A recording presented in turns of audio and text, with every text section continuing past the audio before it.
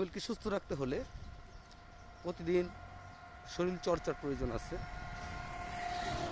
সেই শরীর চর্চার প্রয়োজন থেকে সকালে উঠে হাঁটাহাঁটি, শারীরিক কিছু ব্যায়াম, এটা প্রত্যেকটা মানুষের প্রয়োজন। এখন শীতের সকাল, চারিদিকে কুয়াশাচ্ছন্ন। যারা এই শীতের সকালে এই কুয়াশাচ্ছন্নভাবে যারা বের হচ্ছেন, তারা বিশেষভাবে লক্ষ্য রাখবেন এই কুয়াশাগুলো, এই ঠান্ডাটা যেন আমাদের নাক মুখ দিয়ে ভিতরে প্রবেশ না করে। তাহলে কিন্তু আপনারা দ্রুত অসুস্থ হয়ে যাবেন।